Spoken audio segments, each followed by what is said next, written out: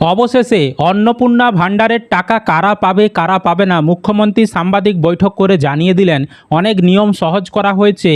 অনেক উপভোক্তা এই 17ই আগস্ট টাকা ব্যাঙ্ক অ্যাকাউন্টে পাবেন। যারা জুলাই মাসে টাকা পাননি, যাদের আবেদন রিজেক্ট হয়ে গিয়েছিল, আন্ডার এনকোয়ারি ছিল, তাদের মধ্য থেকে অসংখ্য উপভোক্তা এই 17ই আগস্ট টাকা যখন ছাড়বে তারা ব্যাঙ্ক অ্যাকাউন্টে পেয়ে যাবেন। কি কি নিয়ম ঘোষণা করেছে, কোন কোন নিয়ম সহজ করা হয়েছে, সরকারি চাকরি, 3টার বেশি রুম, 50 ডিসিমলের বেশি জমি, গ্রামের ক্ষেত্রে কী নিয়ম, শহরের ক্ষেত্রে, পৌরসভার ক্ষেত্রে কী নিয়ম, সরকারি চাকরি করলে আপনি টাকা পাবেন কিনা, তাদের স্ত্রীরা চাকরি পাবে কি, অন্নপূর্ণা যোজনার টাকা পাবে কিনা, সমস্ত বিষয়ে আলোচনা করব আজকের ভিডিওতে। অবশ্যই ভিডিওটি বেশি বেশি করে শেয়ার করে দিন, সকলে যাতে খবরটি জানতে পারে। আর এই ধরনের তথ্য আপডেটগুলো সবার আগে পেতে চ্যানেলটিকে সাবস্ক্রাইব করে রাখবেন। আর ফেসবুক থেকে যারা ভিডিওটি দেখছেন পেজটিকে ফলো করে রাখতে ভুলবেন না।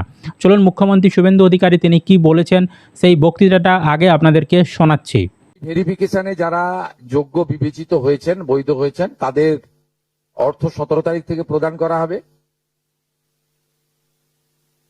এরপরেও আমরা একটা অভিযোগ পোর্টাল রাখব, যে অভিযোগ পোর্টালে পরবর্তী সময়ে যে কেউ অভিযোগ করতে পারেন, এবং এই অভিযোগ নিষ্পত্তি করার জন্য আমরা সংশ্লিষ্ট ব্লকের বিডিওদেরকে বিশেষ দায়িত্ব, চিফ সেক্রেটারি দায়িত্ব ফিক্সড করে দেবেন। তারা হিয়ারিং নিয়ে একটা নির্দিষ্ট সময়ের মধ্যে নিষ্পত্তি করবেন। আমাদের যারা যোগ্য বিবেচিত হয়েছেন তাদের বয়স 25 থেকে 60 বছরের মধ্যে হতে হবে, আগেই বলা আছে। কেন্দ্রীয় বা রাজ্য সরকার, কোন বিধিবদ্ধ সংস্থা, সরকারি আন্ডারটেকিং, পঞ্চায়েত, পৌরসভা, সরকার, সরকারি সাহায্যপ্রাপ্ত শিক্ষা প্রতিষ্ঠান অর্থাৎ শিক্ষক, শিক্ষাকর্মী, স্থায়ী সরকারি চাকরিতে নিযুক্ত থাকেন, বা পেনশনার্স আসবে না যেহেতু 60 ঊর্ধ্ব, এটা ইরেলিভেন্ট, এরা এই বেনিফিটের মধ্যে পড়ছেন না। তাছাড়া যারা আয়কর প্রদান করেন, অর্থাৎ এখন আয়করের ঊর্ধ্ব সীমা হচ্ছে 12 লক্ষ টাকা বছরে। 12 লক্ষ টাকা পেরিয়ে গেলে আয়কর দিতে হয়। যে পরিবার আয়কর দেন, অর্থাৎ যার বাৎসরিক আয় 12 লক্ষ টাকা, সেই পরিবার এই কর্মসূচি অন্তর্ভুক্ত হওয়ার সুযোগ পাবেন না। এবং যে মহিলা নিজে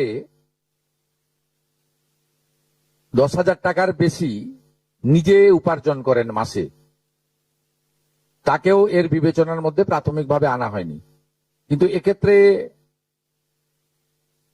যারা ক্যাজুয়াল, কন্ট্রাকচুয়াল, মানে বাড়ির পুরুষ মানুষরা, তাদের বাড়ির পরিবারের স্ত্রী বা অন্যরা বিবেচিত হবেন।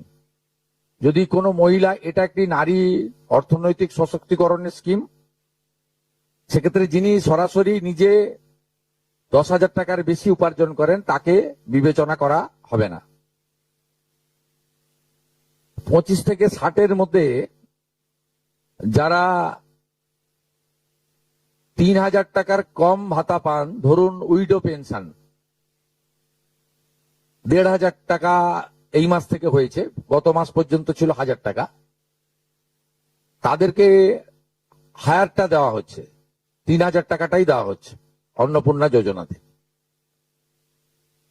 এই ধরনের যত স্কিম 25 থেকে 60 মহিলাদের রয়েছে, যারা 3,000 টাকার কম পান বিভিন্ন ভাতা, তাদেরকে 3,000 টাকার অন্নপূর্ণা যোজনার ভাতাটাই দেওয়া হচ্ছে। এক্ষেত্রে দুটি ক্ষেত্রে আমরা শিথিল করছি। একটা হচ্ছে দিব্যাঙ্গ ভাতা যারা পান তারা দুটো ভাতাই পাবেন। তারা দিব্যাঙ্গ ভাতা যেটা আগস্ট মাস থেকে 1,500 হয়ে যাবে সেটাও পাবেন, অন্নপূর্ণা যোজনা 3,000ও পাবেন, শুধুমাত্র ফিজিক্যালি চ্যালেঞ্জদের ক্ষেত্রে। আর পিএম কিষাণ সম্মান নিধির ক্ষেত্রে, এই দুটি ক্ষেত্রে আমরা এটাকে শিথিল রাখছি। এছাড়াও এর আগে যেটা অনেক মহিলার নাম বাদ চলে গেছিল, 3 কক্ষ বিশিষ্ট বাড়ি, এটা গ্রামের ক্ষেত্রে এক্সাম্পট করে দেওয়া হয়েছে। গ্রামের ক্ষেত্রে কোনো বাড়ির সংখ্যা রাখা হয়নি, শিথিল করে দেওয়া হয়েছে।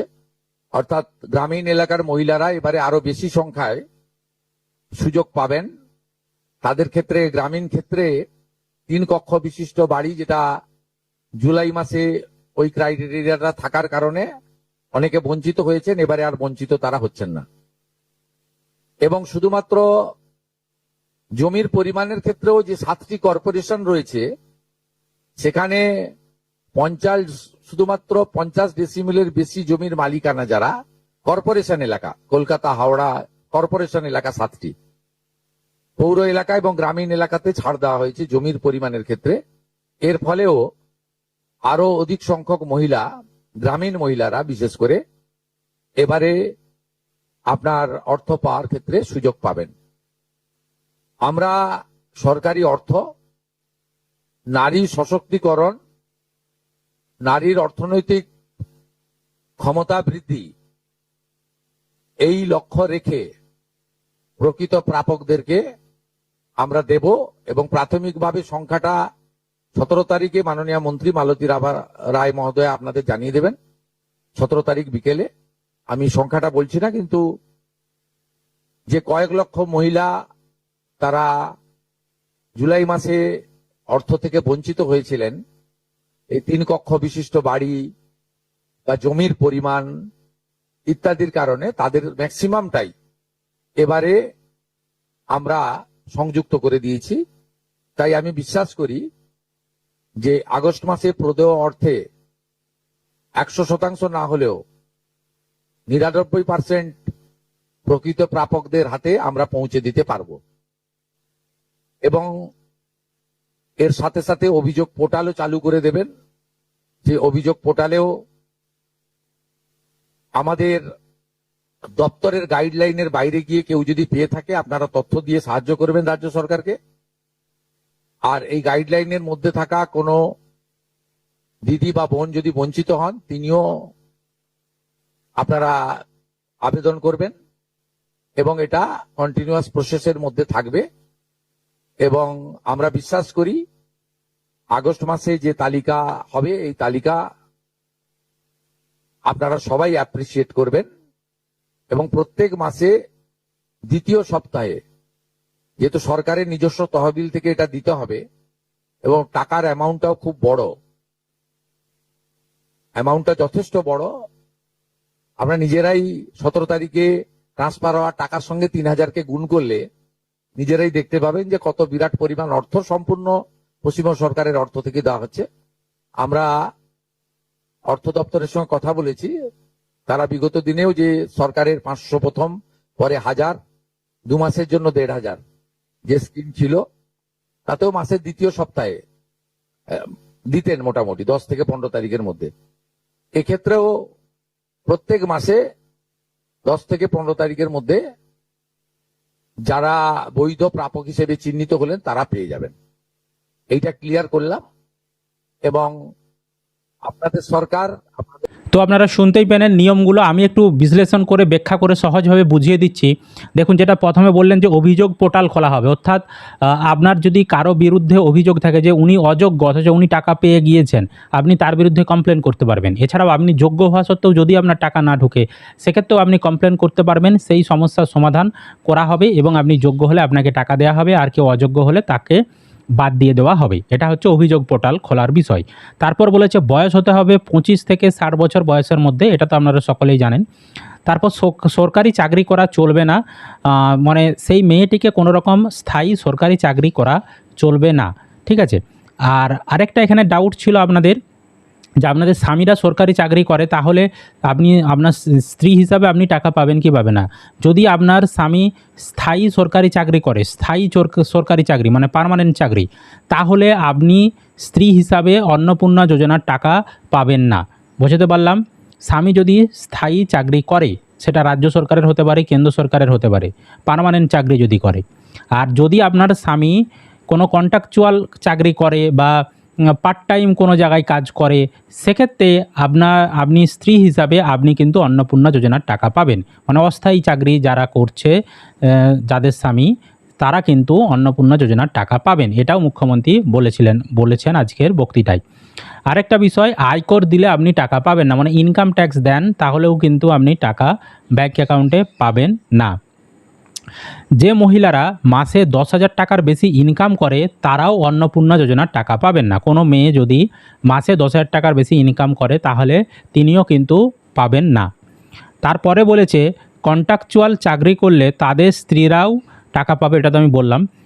বিধবা ভাতা আর অন্নপূর্ণার মধ্যে কনফিউশন ছিল যে দুটোই টাকা কি একজন পাবে। আগের সরকার, মুখ্যমন্ত্রী মমতা বন্দ্যোপাধ্যায় সরকার বিধবা ভাতা এবং লক্ষ্মীর ভাণ্ডার দুটোই একসঙ্গে দিত, কিন্তু এবারে যেটা ঘোষণা করা হয়েছে বিধবা ভাতা এবং অন্নপূর্ণা ভাণ্ডারের মধ্যে যার টাকা বেশি, মানে অন্নপূর্ণা যোজনার টাকা বেশি ওতে 3,000 টাকা দেয়, আর বিধবা ভাতাতে আপনাদেরকে 1,500 করে দেবে পরের মাস থেকে। সুতরাং আপনাদেরকে সেক্ষেত্রে শুধুমাত্র অন্নপূর্ণা যোজনার টাকাই কিন্তু দেওয়া হবে, ঠিক আছে, বিধবা ভাতা কিন্তু দেওয়া হবে না। তারপরে দেখুন প্রতিবন্ধী ভাতার ক্ষেত্রে বা প্রতিবন্ধীদের জন্য একটু সহজ করা হয়েছে। যে সমস্ত মেয়েরা প্রতিবন্ধী তারা প্রতিবন্ধী ভাতার টাকা এছাড়াও অন্নপূর্ণা যোজনার টাকা, দুটো ভাণ্ডারের টাকা বা দুটো প্রকল্পের টাকাই কিন্তু তারা একসঙ্গে পাবে। সেক্ষেত্রে প্রতিবন্ধী ভাতার 1,500 টাকাও পাবে মেয়েটি, এছাড়াও অন্নপূর্ণা যোজনার 3,000 টাকাও পাবে, অর্থাৎ 4,500 টাকা সেই মেয়েটি কিন্তু ব্যাঙ্ক অ্যাকাউন্টে পেতে পারবে। এটা প্রতিবন্ধীদের জন্য বিশেষভাবে ছাড় দিয়েছেন মুখ্যমন্ত্রী, বুঝতে পারলাম। তারপরে দেখুন পিএম কিষাণ এবং অন্নপূর্ণা দুটোরই টাকা পাবেন।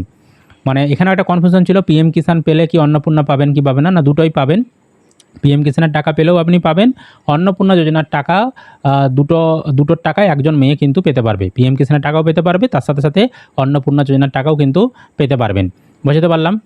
তারপরে দেখুন 3টার বেশি রুম থাকলে টাকা পাবেন কি পাবেন না, সেক্ষেত্রেও কিন্তু গ্রামীণ এলাকার ক্ষেত্রে 3টার বেশি রুম থাকলেও আপনারা ব্যাঙ্ক অ্যাকাউন্টে টাকা পাবেন। এই নিয়মটা করা হয়েছে শুধুমাত্র গ্রামীণ এলাকার ক্ষেত্রে, তার মানে শহর এলাকার ক্ষেত্রে 3টার বেশি রুম থাকলে আপনারা টাকা পাবেন না। তবে গ্রামীণ এলাকার ক্ষেত্রে 3টার বেশি রুম থাকলে আপনারা ফর্ম ফিল আপের সময় যদি ইয়েস অপশানে ক্লিক করে থাকেন কোনো টেনশন নেই, আপনারা কিন্তু টাকা ব্যাঙ্ক অ্যাকাউন্টে পেয়ে যাবেন, বুঝতে পারলাম। তারপরে দেখুন 7টি কর্পোরেশন এলাকা বাদে গ্রামীণ এছাড়াও পৌরসভা এলাকার যে সমস্ত পরিবারে 50 ডিসিমলের বেশি জমি থাকবে তারাও কিন্তু অন্নপূর্ণা যোজনার টাকা পাবেন।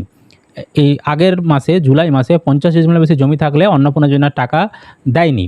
তো এবারে নিয়মটা সহজ করা হয়েছে। গ্রামীণ এলাকার ক্ষেত্রে, পৌরসভা এলাকার ক্ষেত্রে কারো যদি 50 ডিসিমল বা তার বেশি জমি থাকে কোনো সমস্যা নেই, অন্নপূর্ণা যোজনার টাকা পেতে তারা পাবেন। কিন্তু যে 7টি কর্পোরেশন এলাকা রয়েছে হাওড়া, কলকাতা, এই সকল এলাকার মানুষদের যদি 50 ডিসিমল বা তার বেশি জমি থাকে তাদেরকে কিন্তু অন্নপূর্ণা যোজনার টাকা দেওয়া হবে না, এটা কিন্তু বলা হয়েছে। আর আপনাদের ভেরিফিকেশন কমপ্লিট হয়ে গেছে, প্রায় কমপ্লিট হয়ে গেছে। যাদের ভেরিফিকেশন হয়নি তাদের খুব শিগগিরই কমপ্লিট হয়ে যাবে ভেরিফিকেশন, এবং তাদেরকে কিন্তু 17ই আগস্ট টাকা ছাড়বে। আর 17ই আগস্টই সবার টাকা ঢুকবে না, মুখ্যমন্ত্রীর কথা মতো অর্থ দপ্তরের টাকা ঢুকতে মোটামুটি 2-3 দিন সময় লেগে যেতে পারে। 17 তারিখে টাকা ছাড়ার পর সবার টাকা ঢুকতে 2-3 দিন বা ধরে নিন সর্বোচ্চ 1 সপ্তাহ কিন্তু সময় লেগে যেতে পারে। সুতরাং অপেক্ষা করে থাকুন। আপনি এবার নিশ্চয়ই বুঝে গেছেন আপনি টাকা পাবেন কি পাবেন না, কীরকম ফর্ম ফিল আপ আপনারা করেছেন সেই অনুযায়ী। তো অবশ্যই ভিডিওটি বেশি বেশি করে শেয়ার করে দিন, সকলে যাতে খবরটি জানতে পারে। আর এই ধরনের তথ্য আপডেটগুলো সবার আগে পেতে চ্যানেলটিকে সাবস্ক্রাইব করে রাখবেন। আর ফেসবুক থেকে যারা ভিডিওটি দেখছেন পেজটিকে ফলো করে রাখতে ভুলবেন না।